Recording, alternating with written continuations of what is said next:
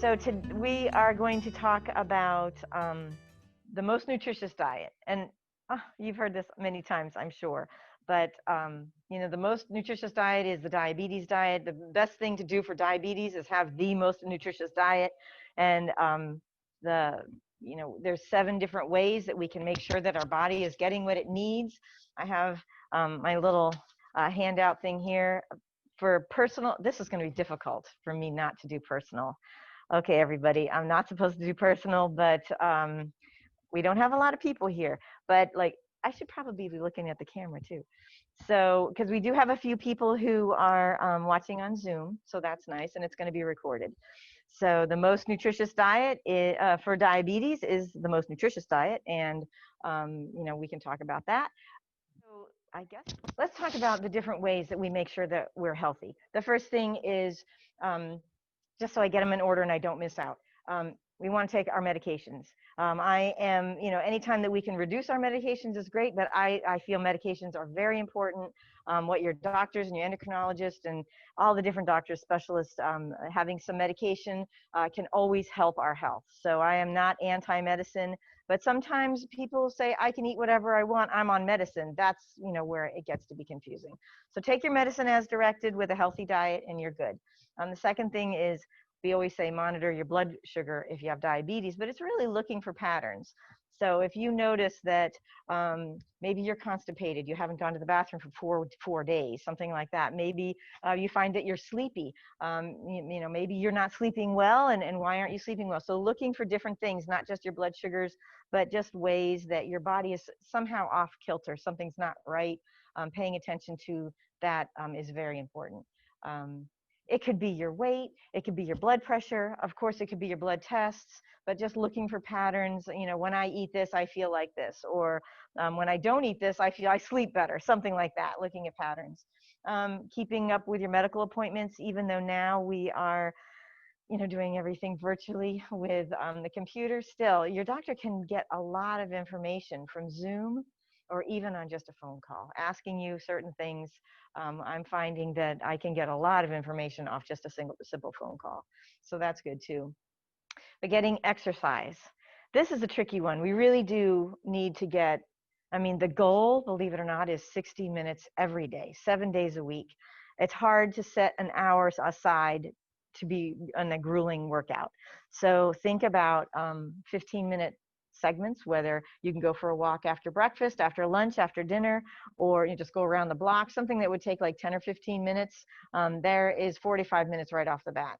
So the goal is to get between 30 and 60, but if you can get 60 in, I talked to a few people and they just they have their lunch, and then every afternoon they set an hour and they walk around, and it's got to be not just a stroll, not sauntering around. You want to either walk really fast in the beginning to get your heart rate up, and then you walk slow again to bring your heart rate back down. But bringing your heart rate up and down and up and down, it's called high intensity interval training. I don't know if you've heard of HIIT.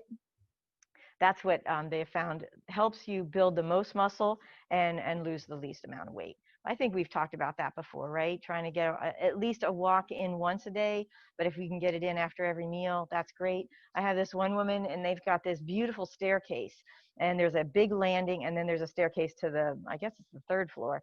But she says, and she's 86, and she survived COVID. She ended up with kidney disease, so we're talking to her about that. But she has been completely sedentary in the hospital. She's been sitting in her wheelchair at home. And I said, well, can you walk? And she said, oh, yeah. And she got up and showed me. And I said, well, can you go upstairs? So now, she's been going up the stairs. It takes her, I don't know, 5-10 minutes. And I said, well, if you can do more. Oh, she puts music on and she dances. And she didn't know she could be so active. But just starting, sometimes it's just listening to one song after.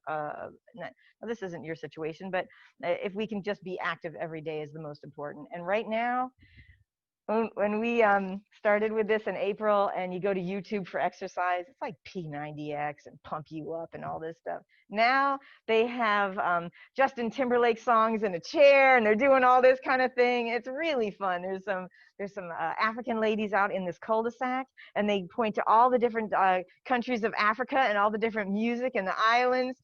Oh my gosh, it's so much fun. And that's really cool. So yes, keeping yourself active. Again, I was just talking with a gentleman last night or yesterday afternoon, and he really hadn't walked. His back was giving him trouble since high school. He graduated from college, had a sit-down job, and pretty much he's in his 60s now, has not really gone for a walk. He just doesn't. He just really protects his back. So he said, okay, let's figure out your back situation because we need to get you to move around. So we talked about medicines and watching your patterns, keeping your doctor's appointments, exercising every day, somehow you're getting out of breath and getting your breath back, and then sleep. We only need about 6 to 8 hours. Everybody's a little bit different. Some people need 9. I think Martha Stewart needs 4, so she got a lot done. But we're not all like Martha Stewart. But enough that you don't feel sleepy in the afternoon, that when you wake up automatically. You don't wake up from, your alarm, keep hitting the snooze and the snooze. Just set your alarm a little bit later. We don't have a lot going on these days. Or go to bed. Well, going to bed early is a huge thing. But a lot of people will go to bed early and then they can't fall asleep. So that's where the exercise comes in. So especially if people are, and if it happens this is what I hear a lot of times is they'll wake up once. That's all. They just have one bathroom break in the middle of the night. That's it. 3 o'clock in the morning till 6. They just can't get back to sleep. So try, being more active, and that will definitely help with the exercise. And then help with the sleep. And then we're sleeping, and then the stress. Stress is the sixth thing. There's some people, I knew a guy, he was a pastor at 2 churches. Tell me he's not stressed, but he loved it. He strived. He got sick and he didn't get to see his church people, and he was just, down in the dumps, but once he could see them again. So some people thrive on certain stress. That's a positive stress, and, I don't want to reduce that. But if it's a negative stress and it's keeping you awake or you're worrying about it all the time, that really can bother your whole body. So I know these are talking about nutrition, and this has nothing to do with food, but we want to maintain a happy stress mode. We're motivated to do stuff. That's a good stress. And let me just think, what are different ways that we can reduce our stress? Everybody's pretty different. Do you guys have any way that if something's really bothering you, you can just get away from it all and reduce your stress?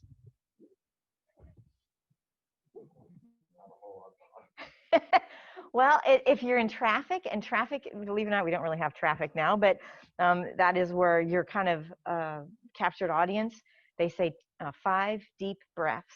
It changes the nerves in the back of your neck, and it makes more serotonin in your mind. Just taking those 5 deep breaths is great. Another one is turning on the music that you like. That is wonderful. That immediately can change your brain waves, increase your serotonin, improve your dopamine, make you happier, reduce your stress. I can't listen to music at night, like before bed. I can't listen to my music. Because you listen to it all night long? It just makes me, I don't really want to say hyper, but it stimulates you. Yeah. And so I found that I can't put my Spotify on. Oh, interesting. Yeah. Well, that's good to. Well, there you're looking. People think, like, okay, I want to listen to my music. Yeah. I am like charged. Ready to go. Well, that's interesting. That's good to know, and that also shows you're looking at a pattern. This is where she says she sleeps. She goes to, as she's going to bed and getting ready and stuff, she'll put her music on, and it will stimulate her. So that way, she's not ready to go to sleep. So you would think that music is very calming, but if you really like it and it stimulates you, maybe save that for the daytime. That's right. That's right. Let's see. So yeah, deep breaths, music, of course, yoga. If you're a yoga person, that's a great way to de-stress. But if you're like me and I'm not a yoga person yet, I get a little stressed with all figuring out the poses and things. But things that you enjoy usually de-stress you, whether it's gardening, going for a walk, watching sports, all these kind of things. If you can find something you enjoy, find other things too, a lot of variety. So we talked about the medications, the monitoring, the keeping your medical team, the exercise, the sleep, and the stress, and the number one thing is a diet. So we want to eat every 4 to 6 hours. Some people eat only 2 meals, 6 hours apart, 10 and 4, that's great. But other people, I've seen a lot of younger people actually. They'll wake up, they won't have anything until, if they wake up at 6, they don't have anything until like 11 or 12, and then they snack every 2 hours after that. Snack at 2 and at 4, and then they have the dinner, and then they're eating something at night. It's They have done a lot of research during this quarantine about GERD, and what they found other things that help us know better how our body works.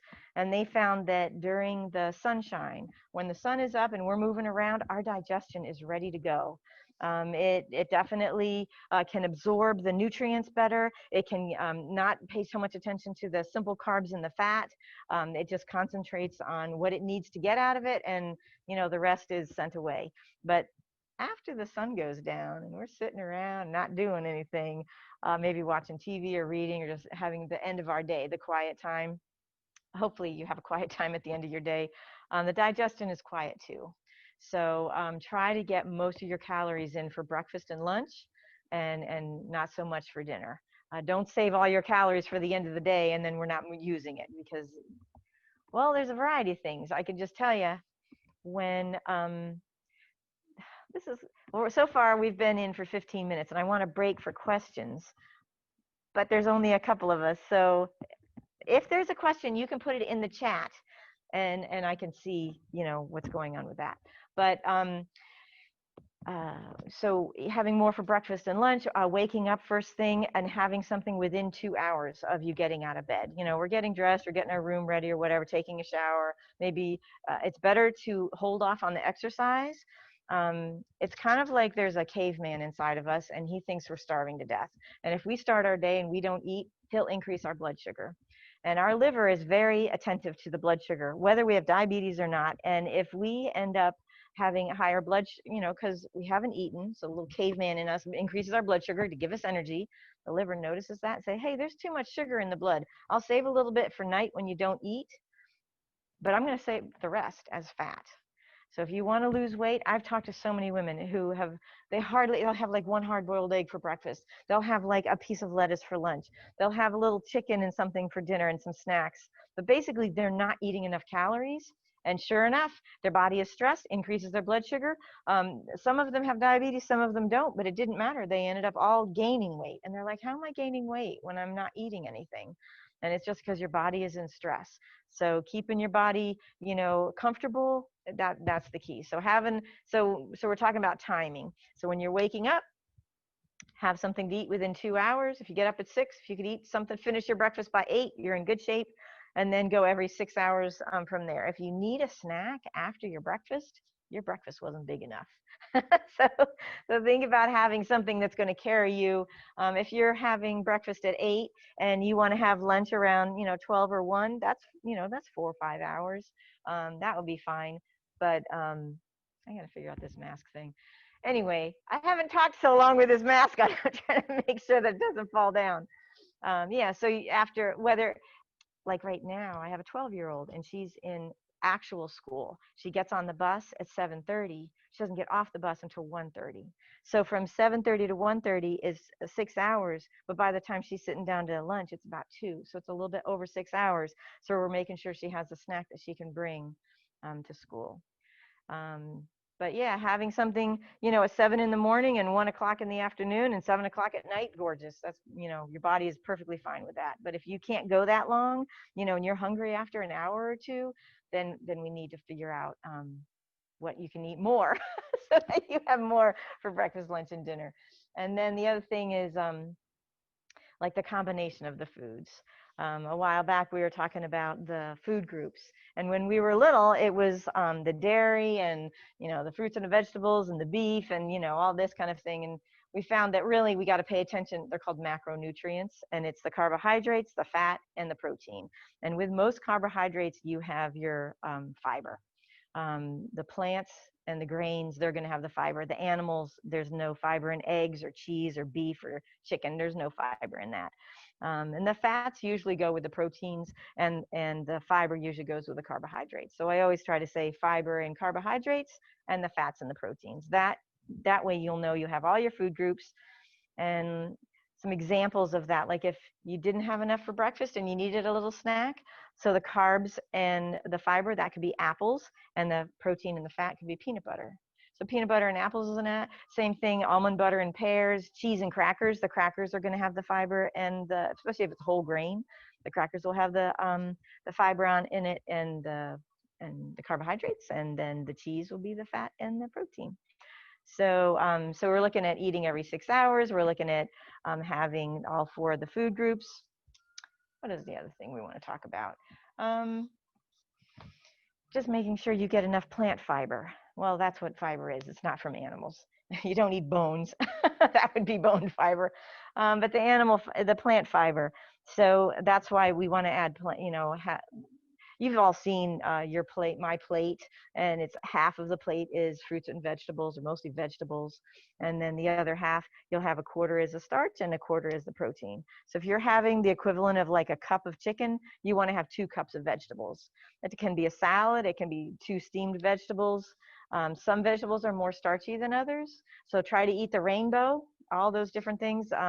They will have more nutrients in it than the grains, to be honest. The grains are good with magnesium and B, but when we're trying to get all the phytonutrients and things, well, and either way, we want to have a lot of variety, whether it's greens or, peppers and mushrooms and onions and peppers and eggplant and all these different things. They're great on the grill.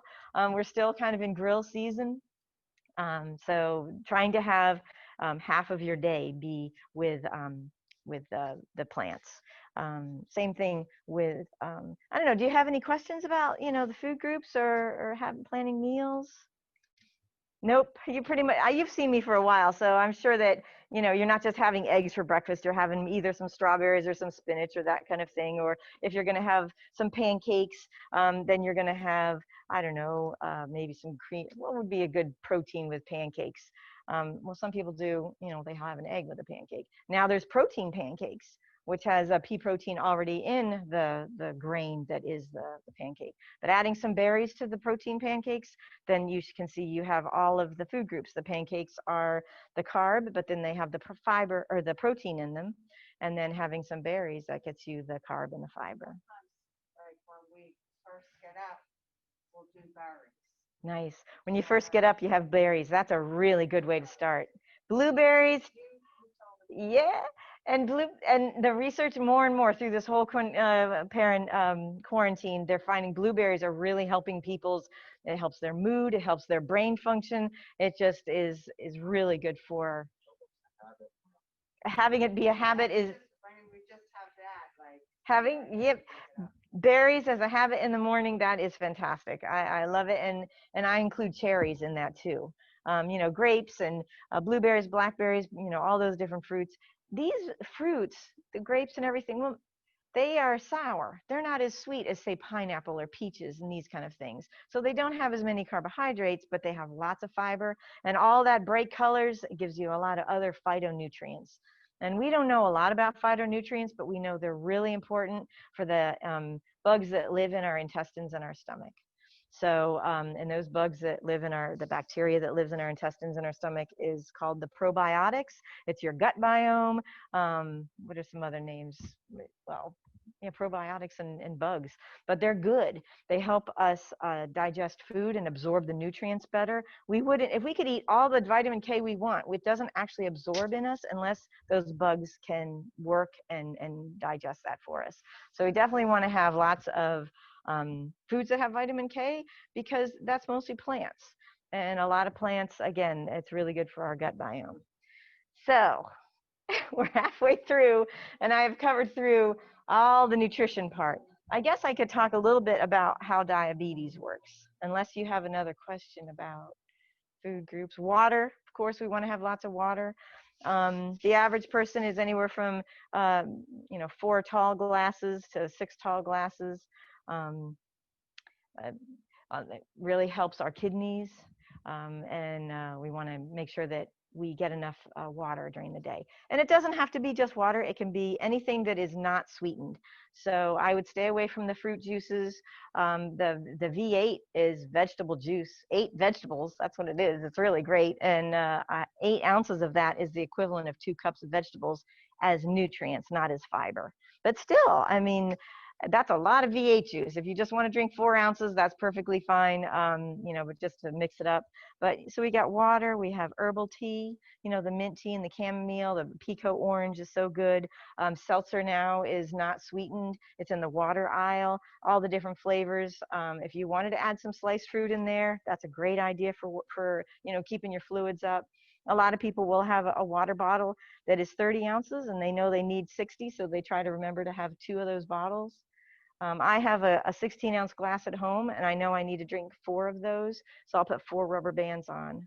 And that way, when I'm drinking my water and I drink that whole glass, I can take a rubber band off. And then as the day goes on and I see, 3 rubber bands are on the counter and 1 is on my glass, I'm like, I just have to finish that and I'm good. But a lot of times, I know I have to drink that water and I think I'm hungry. So instead of going to have, cheese and crackers or peanut butter and apple or something, I'll drink some of the water. And I'm like, oh, I was just thirsty. That's what happens a lot of times. I was actually, go ahead. Just, yeah, the only thing with, asked about Gatorade, the biggest thing about Gatorade is, and even if it has 0 sugar or it has sugar, the one that has sugar has a lot of sugar. I think it's like 250 calories for that big bottle. I don't know. We really don't need to kick in the Gatorade until we have been exercising for over an hour. That's when you lose some of your electrolytes. Well, I was sick back in June. My sodium had dropped. Yeah, sick in June and your sodium had dropped. Yeah, that's scary. And they said I was drinking too much water, but I love water. Great. And I know I have to kind of restrict it, for my heart and stuff. But, Absolutely. But I was so nauseous with the sodium drop. I didn't know what was wrong, but so I kept drinking because I figured I'm not eating. So Yeah. I didn't want to dehydrate. Interesting. I'd be better off drinking Gatorade. Okay. Gatorade or broths and stuff. Yeah. Instead of the water. Okay, so you had been drinking, well, first of all, you were sick, and then you had been drinking water because you were sick. You want to make sure you're healthy, and you actually depleted your electrolytes. And then they had you drinking the Gatorade. Or that you could have done the broth or probably, vegetable juice or anything that has some sodium in it. That's probably what the situation was. So now I kind of, like in the beginning, I was drinking more Gatorade and broth. Like I'd have broth like for breakfast or something. Yeah. But now I'm kind of trying to get off of it. But every once in a while, I will have some Gatorade instead of the water. I think Gatorade is fine if you're having it a couple times a week. But some people are drinking like 3. It's salty. It's a strong flavor, but I know some people who are having 3 of those bottles a day, and they're not active, and that's where you can get into some trouble. The other thing is the no sugar part of it. It's good for people to not increase their blood sugar, but especially if they have diabetes. But there's so many chemicals in Gatorade that it hurts the bugs in your gut biome. So if that's why I'm saying maybe the broth and VH juice has a lot of electrolytes in it from the magnesium and the sodium and everything from the vegetables. So thinking about that. But like I said, if you're serious, if you're sick and you're not doing well, having a Gatorade a few times a week is not a bad thing. It's not going to hurt your gut biome. But I've been seeing a lot of people lately, I don't know why exactly, but they think that diet ginger ale isn't diet soda, or they will just have diet soda 6 a day. I'm amazed how many diet sodas it is. I believe that the way the artificial sweetener is, because it's so sweet, it causes, I hate to say an addiction, but you crave it. And I've had 4 people in a row, and they say, oh, I'm not much of a vegetable person. And I'm like, well, do you drink diet soda? Oh, I'm really good about diet soda. I have like 4 or 5 a day. I'm like, that's probably why you're not having the vegetables, because it's so sweet, it kind of numbs our tongue. So, and then when we want more and sweet, it's just so much sweeter than, if we can have, if you don't like herbal tea by itself and you don't want it with orange and even mint, and you're tired of the whole thing, add a little bit of honey. Honey is a more complex sugar. Still sugar is sugar, whether it's syrup or honey or agave or white sugar or organic sugar or whatever. But the bees are having trouble, and if we can make sure that we can help that community, that ecosystem economically or whatever, that's a good thing. But also the bees are flying in for getting the pollen from trees and flowers in the Northeast United States. And then in the spring, when all that pollen comes, you've already been exposed to it through the winter with the honey, and you won't have such severe spring allergies if you had spring allergies before. But right now the weather is a little bit wacky. So everything is a little more intense than what we're used to. And I think sweetening a cup with a little bit of honey is not a bad thing at all. But like I said, I know a lot of people who just can't drink water. And once they're even kicking the habit of the diet soda, it's just boring. So, look at the herbs, rosemary, lavender. It sounds weird, but they do make the water taste interesting. And of course, a slice of lemon or orange or lime. Lime and mint is a mojito, and you put the seltzer water in there with a little water, some ice, that's about it. Don't add the alcohol. But you could drink several of those glasses a day, and that would be wonderful. Um, Watermelon also is good. Any kind of melon is good in cucumbers you've seen at the hotels. They have the cucumber water, put a little basil in there. It's interesting what we can do with water now. And also, like I said, the herbal tea, the flavored seltzer water that is not sweetened. These are all different options besides just having water. And when I look at people's fluid, I always look at, the grapes or the melons. Those watermelon especially has a lot of fluid in it. If they're having soup, all of those things, coffee, tea, even though the caffeine is kind of a diuretic, we still count that towards the fluids. Maybe we'll have a cup more because you're having a lot of coffee and tea. I do have this one woman, she drinks 8 cups and it's all coffee. She doesn't drink anything but coffee. She's having trouble sleeping, and she's having all different kinds of issues. And I said, well, let's just, instead of having 8 cups a day, let's have 4, and then different herbal teas or water or seltzer and these kind of things. And yeah, she's done all these interesting mixes with fruits and seltzers, and she's enjoying it. And now she's got down to 1 cup a day. It's a 16-ounce cup, but first it was caffeinated, then she went to decaf. She goes, I don't know why I'm drinking decaf coffee, and I'm having 8 cups, but the 8 cups of coffee. So the way how much caffeine is in coffee and tea, I mean, every company is a little bit different, but generally coffee has the most caffeine in it, and then the least, or then it's the decaffeinated coffee, and then it's black tea, and then it's decaffeinated green tea or black tea. Those are decaffeinated. I think it's tea, and then it's decaffeinated tea, and then it's green tea, and then it's decaffeinated green tea, because green tea has less than tea, which has less than decaffeinated coffee, which has less than coffee. So, and then orange soda is in there somewhere between the black tea and the green tea. Crush and all of these, I don't know, if Fanta, root beer, these will all have some caffeine in them. So when the kids are over and they're acting like they don't have anything to do, give them some orange soda and send them outside. I do not recommend a lot of soda for kids, but you wouldn't think about soda having caffeine. But yeah, it does affect different people different ways. I know some people that caffeine actually makes them sleepy. I don't know if it's the hot liquid. There's a lot of different things going on, but see, everyone is different, and we have to see how caffeine affects everybody. And it's going to change through your life. When I was in college, I overdid it with caffeine, and then anytime I would have like a little tiny bit, I was just shaky. I couldn't think straight. I was just out of it. But after I had my kids, oh yeah, I could drink a whole glass of coffee and then go to bed. So I don't know what's going on with caffeine. I think it can build in your system, and since I hadn't had any, that's why there's different things that goes on with that. Okay, so we talked about fluids and the food groups. I will talk a little bit about diabetes because just the basics, and it has to do with whether you have diabetes or not. So diabetes is where your pancreas is having some trouble. It can't give enough insulin for the sugar that's in your bloodstream to reduce get the sugar out of your bloodstream. So all the calcium and magnesium and sodium, these are all very small molecules that can go from our bloodstream through the walls of our cells and get into our cells.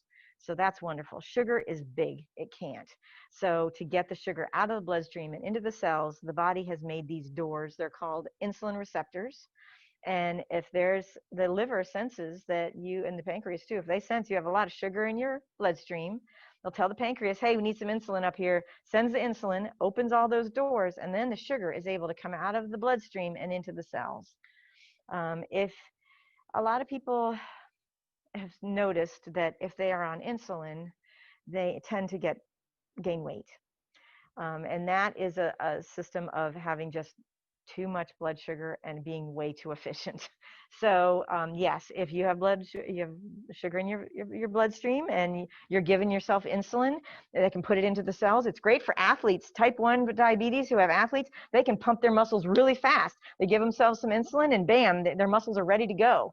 Us, it takes a little bit longer, and people who have diabetes, you know, they type 2 diabetes, they have to see that their blood sugar is rising, and then if they're on insulin, they have to take it.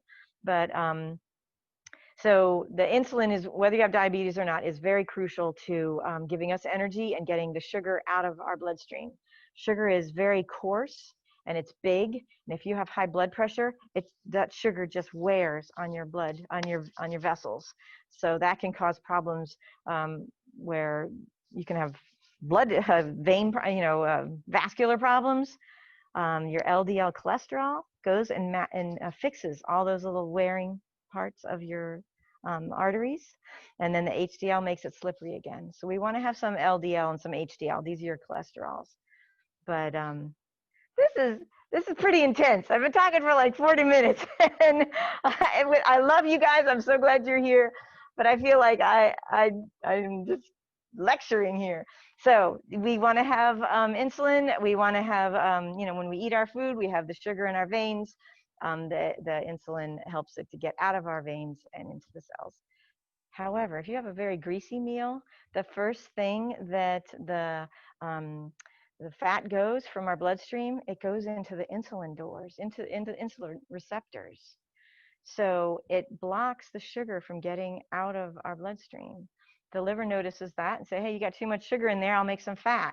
And so fat in that way does make us fat. So we got to limit, and they're finding now we only need about 4 tablespoons of fat a day for our joints and our skin and our hair and all that kind of thing. So yeah, we do need some fat, but we have to watch it. You don't want to have a cup of nuts. That's like 800 calories and it's just too much fat.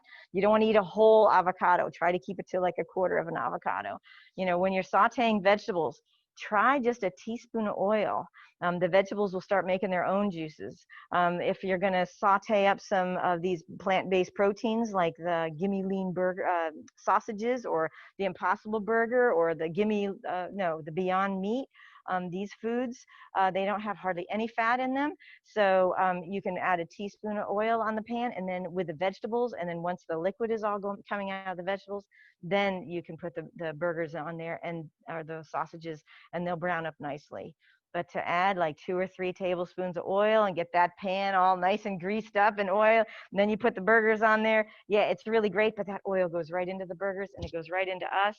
It blocks our insulin doors, and then makes us gain weight. So I don't know, there are some people who need to gain weight, and if you need to gain weight, gain muscle.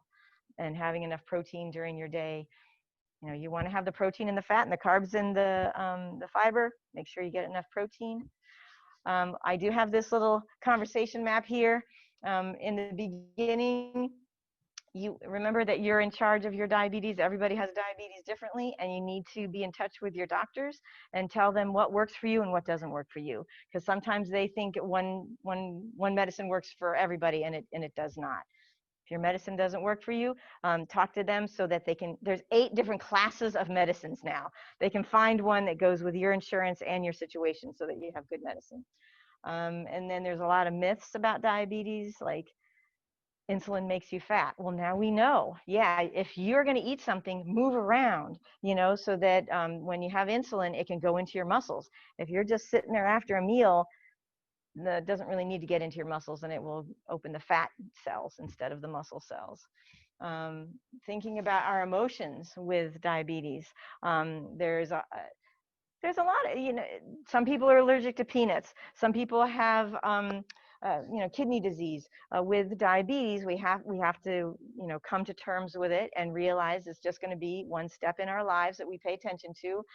There might be some sadness and some anger, some denial and frustration. Those are all perfectly fine emotions, and we have to feel them so that we can move forward.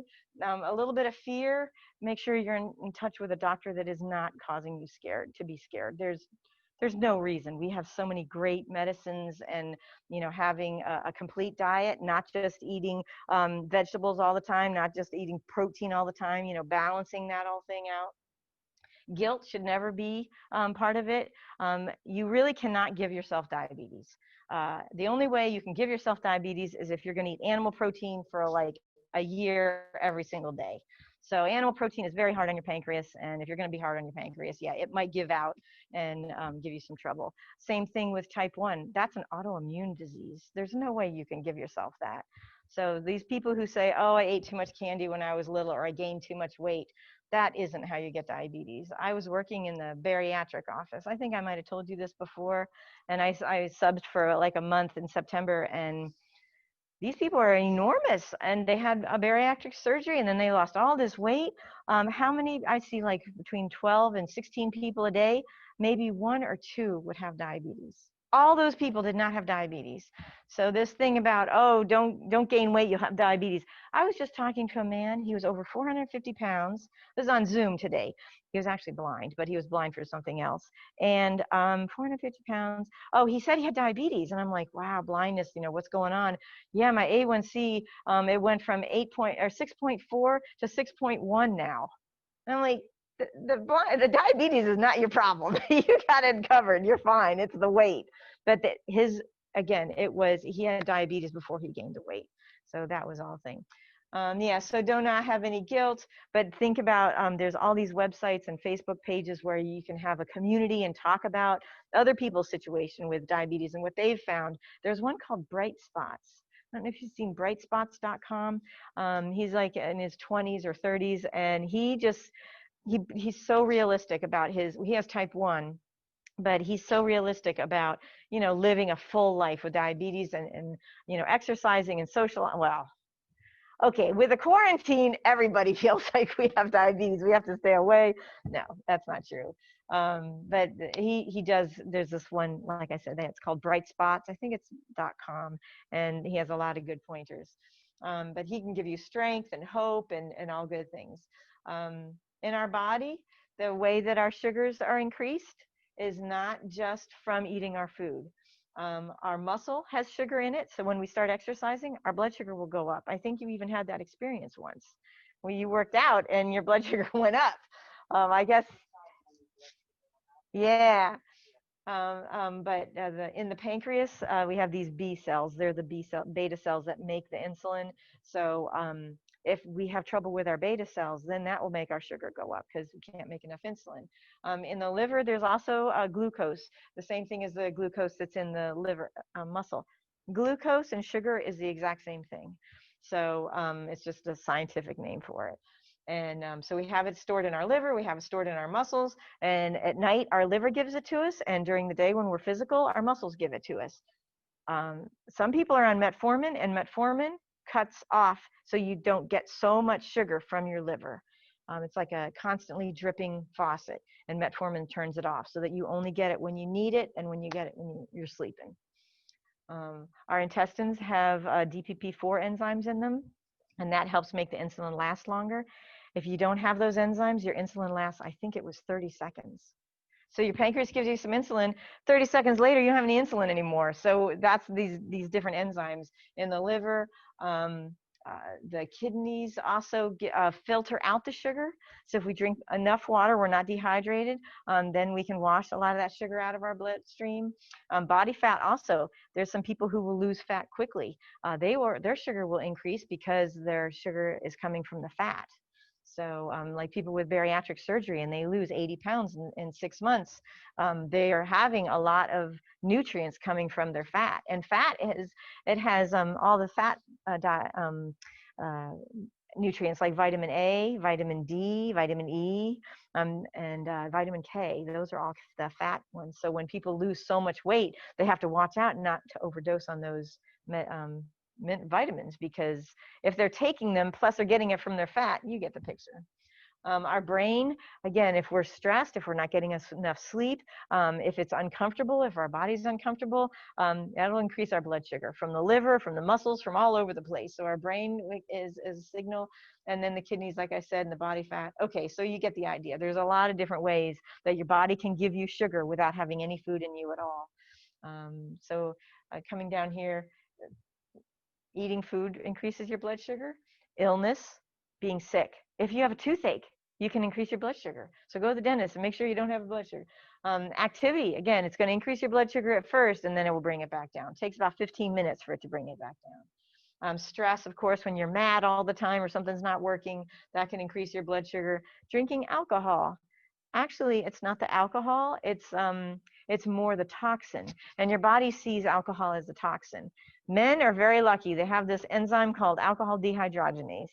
And we, as women, only have about a quarter to a third of what you guys have. So you guys can have 3 beers and walk around just fine. We have 3 beers, we're on, on our face. So alcohol, it's the toxin that puts a stress on your body. But sometimes, the mixers and, that kind of thing.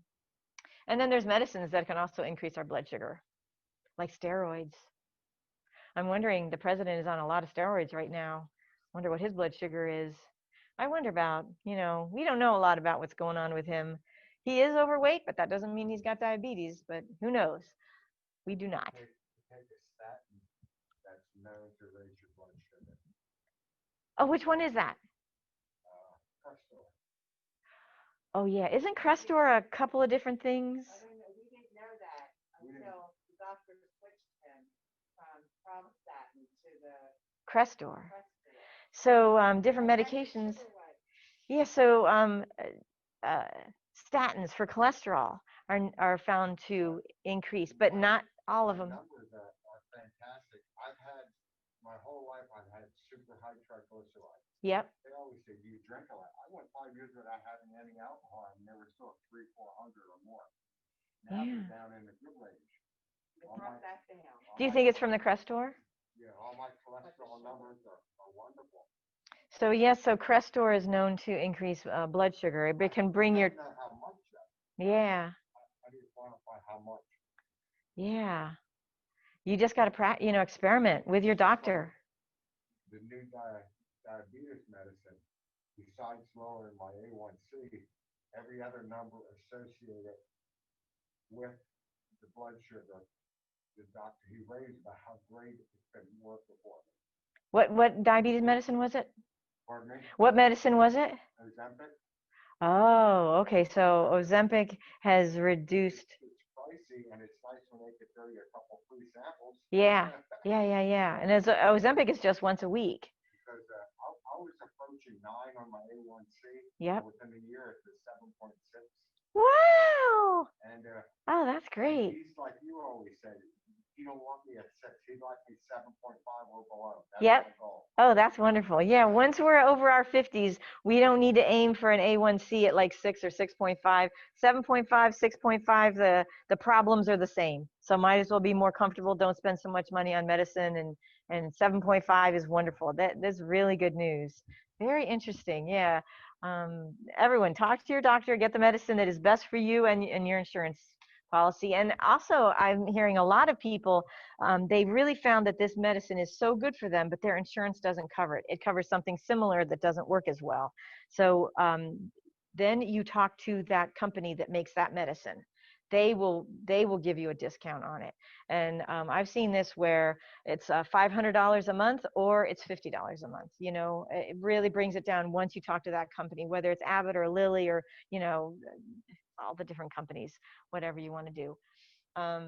There's some, we have like about 10 minutes left. When you have high blood sugar and, it's bothering you, what are some symptoms that you might have? If you have high blood sugar, you could have blurred vision. You can have a headache. You could have thirst and going to the bathroom a lot. You could have mood swings, or you could have nothing at all. And that's what I find with most people. When they have high blood sugar, they do not know it. They have no idea. I had a woman, she came in the office and her blood sugar was 500 something. 500! It's supposed to be 180 or less. And so 500, and she's walking around perfectly normal. And so they didn't give her insulin because that would have just blown through her whole body. So they just gave her a lot of water, 3 bottles. And, she went home, she took her medicine, and she was fine. So that's the trouble with high blood sugar. Most people can't feel it. Now, low blood sugar, we can feel. And that is where we get shaky and hungry. You go in the house and you can eat everything in the kitchen. That would be low blood sugar. And you do not want to get into that situation. It just wrecks your whole day. I don't know if anybody has had low blood sugar before. It feels like you're sick. You're shaky, you're going to be sweaty, but you're going to be cold. Some people are nauseous, they're confused. Maybe they'll have a hot heartbeat, a fast heartbeat, irritable mood swings. You can tell these people are hangry. They're hungry and angry at the same time. So having a breakfast within 2 hours of waking up, having something to eat within 6 hours, having something to eat in the evening within 6 hours of lunch, that's a great idea. I had this one person, they didn't want to eat after 6 p.m. So that was their break. And I'm thinking, oh, they must go to bed at 9. They didn't go to bed till 2. And I'm like, well, I think you need to have a little snack around 10. And they were like, oh, but yeah, once it got really late, they were kind of having confusion. They get caught up in a TV show or a video game, an Xbox, whatever it is. And before you know it, it's 2 o'clock in the morning, and then they would wake up again at 6. It was a whole cycle. So, eating breakfast, lunch, and dinner is a good thing. It won't cause confusion, but it also won't give you a high blood sugar. Taking a minute to look at your blood sugar before you go on a long drive, or you're going to go to the gym, or you're going to work in the yard, that's always a good idea. You don't want to start these projects, these activities with a low blood sugar. It can cause confusion, or you're just not going to be your best. Same thing with going to bed. A lot of people will have, they'll eat, like that person, they would eat something at 6 o'clock, and then they wouldn't go to bed till 2. So they're going to bed and their blood sugar is in the 80s. Well, how long are they going to, they probably woke up at 6 o'clock because they were hungry. They were having these, bad dreams and confusion and all this kind of thing while they're sleeping, and it wakes them up. So taking a minute, to look at what your blood sugar is before you do an activity is a good idea. And then you'll know where your range is and that kind of thing. I know somebody who was checking their blood sugar, and it was always between 95 and 115. Those are gorgeous numbers. And I said, you're just blowing through strips. If you're not doing anything different, you don't need to check your blood sugar every single day. And your numbers look really good too. If you're 7.5 or below, think about when you take your blood sugar, you don't take it just to fill out a nice chart. You do something with it. And if you find that in the morning you take your blood sugar and sometimes it's high, sometimes it's low, then yeah, you do want to check it all the time. But if it's consistently, between 80 and 140, you wake up and your blood sugar is 139, it's still beautiful. If you wake up and your blood sugar is, 85, that's beautiful. You don't have to keep worrying about it. But if sometimes you're in the 160s, sometimes you're at 76, that's when you would want to make sure you can do something. And if you wake up at 76, maybe you should have had a snack before you went to bed. That kind of thing, using those numbers to do something to make sure that your blood sugar is more, between the 80 and 140 range. So taking a minute and looking at your blood sugar, all the things that you eat. Of course, we're talking about the carbs and the fiber. That's going to be the plants, and the proteins are going to be the fats and the other two are the fat and the proteins. And it looks like they just have plants on this. This is all like potatoes and apples and carrots. I don't see any sausages and eggs and cheese. So, but yeah, the plant-based proteins have really come a long way, and it just shows the 3 that I'm especially, I get so excited when we have them in the house, and that's that Impossible Burger, the Beyond Meat sausage. I love it on the grill, and that morning breakfast. The breakfast sausage, it's called, instead of Jimmy Dean, it's called Gimme Lean. Gimme Lean. It's by Light Life. That's a big company that's out there. But yeah, they're having, those foods are really great.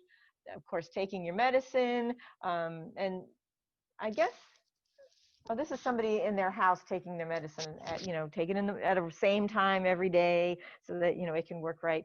The long-lasting, what are some things? Lantus and things like that last 12 hours, you really do need to take it pretty much within an hour of the same time every day. And that's pretty much true with most medicines. They last about, 24 hours or, 12 hours if you're taking them twice. Healthy eating, being active.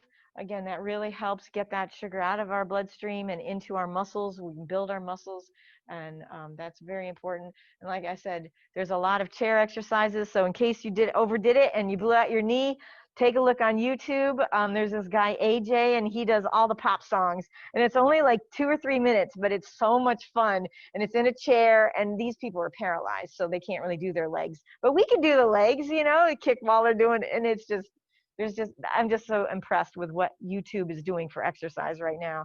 So if it is getting too dark at night, because now it gets dark at what, 6:30, quarter of 7, and you didn't have time to exercise, but getting out in the sunlight, that is, you know, this person here, it doesn't really show, but in the sunlight we get vitamin D and stuff. Yeah, you had a question?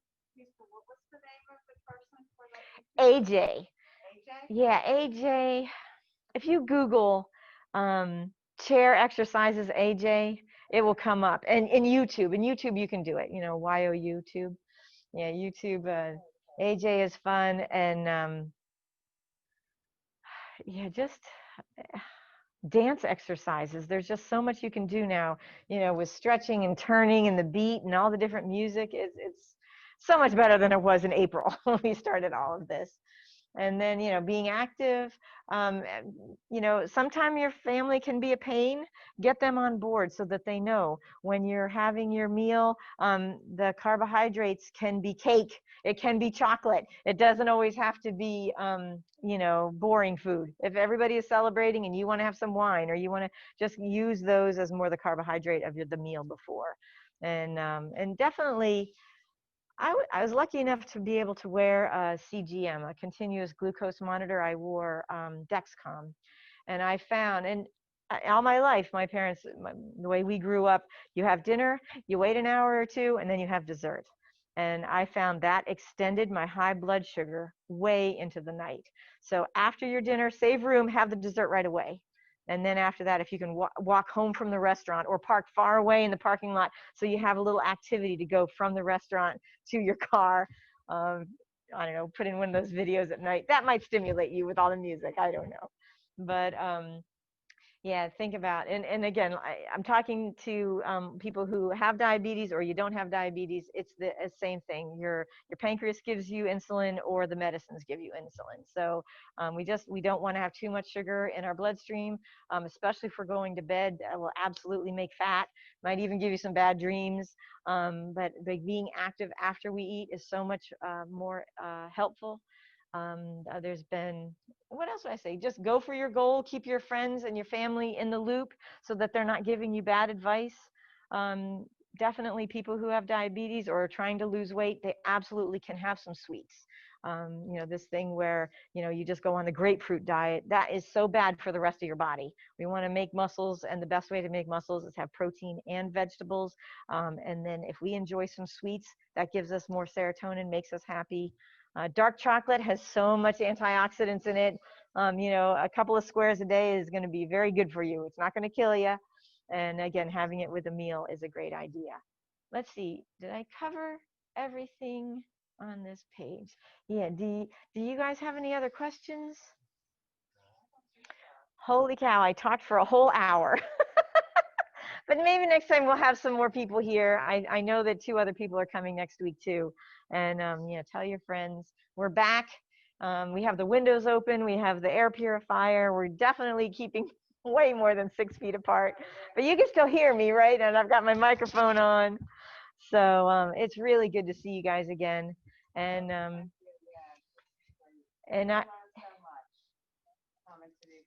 I'm so happy. And it's changing. Yeah, you're saying the blueberries in the morning and everything, and then yeah, I know you've been very active. And you know, Ambler Nutrition, I'm doing that full time now, and I have some cards in the back. I do take United Healthcare now with Medicare. So you know, if you wanted to have some personal, I can look at your diet and see, you know, things that you could tweak. But it's always good to see you in these classes, and I'm hoping soon. Hopefully that by the end of the year, we might be able to do something in the kitchen. That's what I would like to do, but I don't know if we're going to be able to do that. But still, this quarantine, I've been doing a lot of cooking, testing out a lot of recipes. There's a lot of garbage out there. So I've out of probably 20 recipes, I have 4 or 5 that are really good. We did a curry sweet potato soup yesterday with butternut squash, with some white beans, and I wasn't sure it was going to be great, but my daughter loved it. She had 2 bowls. It doesn't have a lot of carbs in it. I know it sounds like with the sweet potato, but with the butternut squash, it tasted great. Always adding extra spices and things to your foods is makes everything taste so much better, especially if you don't have so much of the diet soda in your life. It's great. Well, thank you very much. And remember, if you want to contact me, amblernutrition.com is all my information. And I have it's great. Thank you very much.